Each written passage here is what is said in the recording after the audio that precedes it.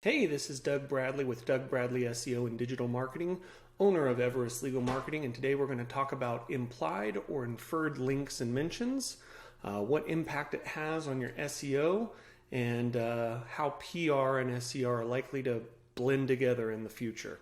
Thanks, stick around.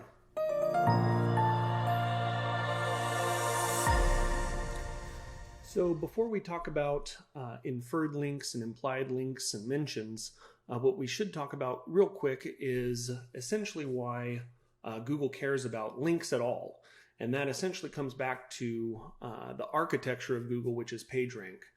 And PageRank is a little bit of a passé term nowadays, but it essentially means how Google measures the weight and importance of a web page by measuring the quantity and the quality of the links that point to your website.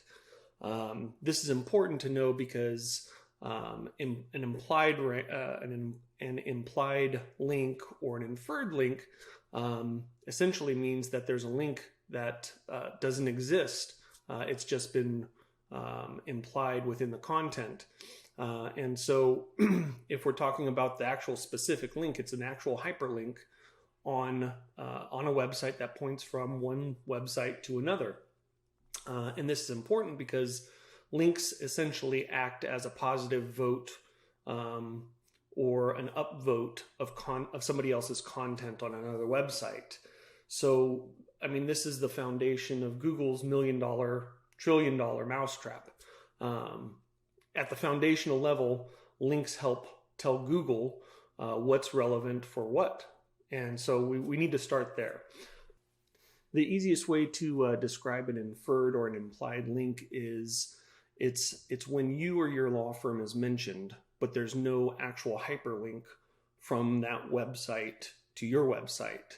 The link has been implied because there's a correlation between what's on that page and you as a brand, but there's no physical link that takes the user from their website to your website.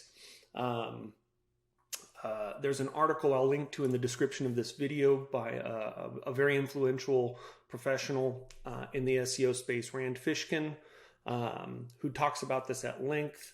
Again, I'll link to his article in the description, but the example he gives is basically this one here of Pendleton's selection of men's cardigans, and he talks about how this particular link exists to help direct people to the Pendleton website.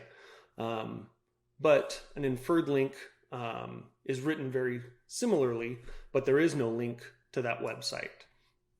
And so what would the real world impact of this look like? So one of the most timely examples I can give you is of Tom Girardi, due to his kind of legal troubles lately.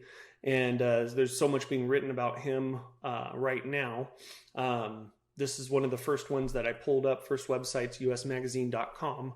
And it talks about Tom Girardi almost exclusively at length and his wife. But you see a lot of links within this article. None of them actually point to Tom Girardi's website. Not that that website's functional any longer. But this would be an example if Google's looking at this where this entire article is about one person. So the implication is that there is a link to this particular website, or that there could be a link to this person's website because it was mentioned in the news or mentioned in an article of some sort.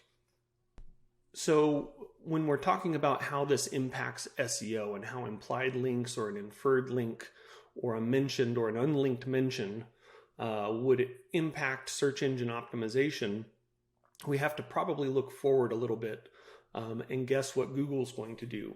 What the real world impact is we don't really know how much weight Google is going to assign to an unlinked mention. Rand Fishkin seems to think, which you may or may not agree with, that an unlinked mention is more authentic, mainly because it's more natural.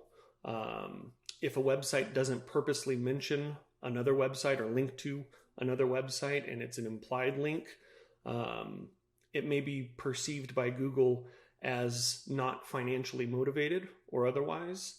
But this could also impact legal directories. This could impact how you perceive public relations. For instance, there's numerous legal directories where they monetize their links to your website through upgrading your subscription. So the same profile for Tom Girardi on martindale.com, it does not have a link to Tom Girardi's website.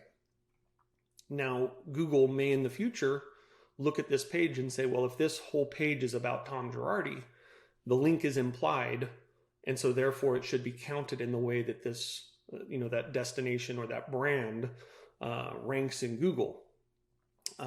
This changes the whole concept of what SEO and search engine optimization and digital marketers should be paying attention to. Primarily, it should be changing your perception of how you should be mentioned locally in local newspapers, magazines. It used to be with SEO that if you didn't get a backlink, it didn't happen, and that conversation may change. I wrote about this actually with a colleague a few years ago about how SEO and PR support each other. And it's something I've been talking about privately for a long time with clients, but more and more and more, it seems to be entering the conversation of search engine optimization.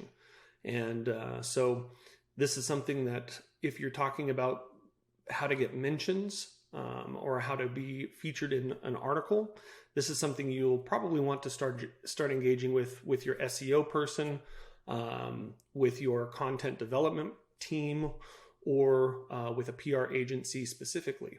Again, there's no way of predicting how Google will look at this in the years to come, but as we know, when Google starts to look at something, they tend to make changes based off of behaviors. They tend to make changes based off of how SEO people and how SEO firms exploit those things. So there's really no way to say how this is going to roll out over time, over the next several years. But it's also safe to say that right now, building high quality links to an authoritative piece of content is still one of the primary backbones of search engine optimization. Thanks so much. Hit the subscribe button and comment below if you have anything to say. Thanks.